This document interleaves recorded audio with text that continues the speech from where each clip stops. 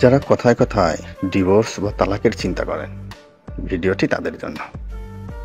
শেষ অবধি না শুনলে মূল ঘটনা বুঝবেন না। এখন আর একটু দেরিতে ঘুম ভাঙলে শুনতে হয় না, আমার বাবা মা আমাকে কিছু শেখাই নেই। এখন আমার গায়ে জ্বর আসলে কেউ বলে না, রোগে ধরা মেয়েকে বউ করে ঘরে এনেছি। এখন আমি ভাত রান্না করতে গেলে কেউ এসে বলে না চাল কি আমার বাবার বাড়ি থেকে এনেছি কিনা। এখন আমি বারান্দায় একটু মন খারাপ করে দাঁড়ালে কেউ বলে না আমি বাইরের পরপুরুষ দেখার জন্য দাঁড়িয়ে আছি। এখন আমার মায়ের ফোন আসলে কেউ বলে না এত বারবার মেয়ের খোঁজ নেওয়ার কি আছে। এখন আমি না খেয়ে কারোর জন্য অপেক্ষা করার পর কেউ বলে না এসব ঢং। এখন আমি কাঁদতে গেলে কেউ বলে না আমি নাটক করি। এখন আমি চুলটা খুলে আয়নার সামনে দাঁড়ালে কেউ আমাকে বলে না আমি বেহায়া। এখন আমি রান্না করতে গিয়ে আমার হাত পুড়ে ফেললে আমাকে শুনতে হয় না আমি কোনো কাজই পারি না। এখন আমাকে আমার আশপাশের মানুষ কেমন আছে জিজ্ঞেস করলে আমাকে মিথ্যে বলতে হয় না যে আমি ভালো আছি। এখন আমি প্রতিবাদ করতে গেলে আমাকে আমার স্বামীর হাতের মার খেতে হয় না। এখন আমি আমার অধিকার চাইলে গালি শুনতে হয় না। এখন আমি ক্লান্ত থাকলে আমার উপর কারো শরীরের খিদা মেটানোর অধিকার নাই। এখন আমি চাকরি করতে গেলে আমাকে কেউ বলে না তার পরিবারের কোনো মেয়ে বাইরে গিয়ে নিজের ট্যালেন্ট দেখায় না। এখন আমাকে শুনতে হয় না কারো ঘরের অশান্তির কারণটা আমি।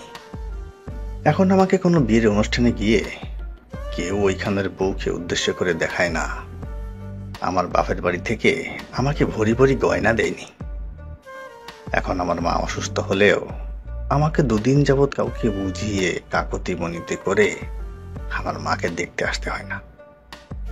এখন আমায় শুনতে হয় না ওই মেয়েটার সাথে বিয়ে করলে আমি সুখী হতাম, তোমার সাথে আমি সুখী নই।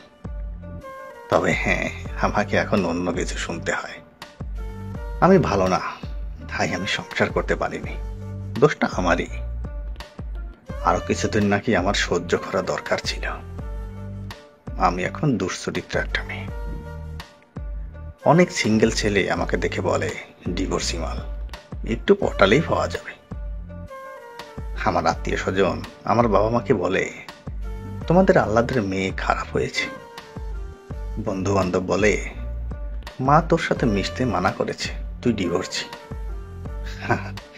আমার প্রশ্ন, কোথায় ছিলেন আপনারা যখন আমি রাত জেগে কাঁদতাম? কোথায় ছিল আমাকে নিয়ে এত সমালোচনা যখন আমার চোখের নিচে এত খালি পড়েছিল যে আমার চোখগুলোই দেখা যেত না? কোথায় ছিলেন আপনারা যখন আমার স্বামী আমাকে নোংরা ভাষায় গালাগালি করত?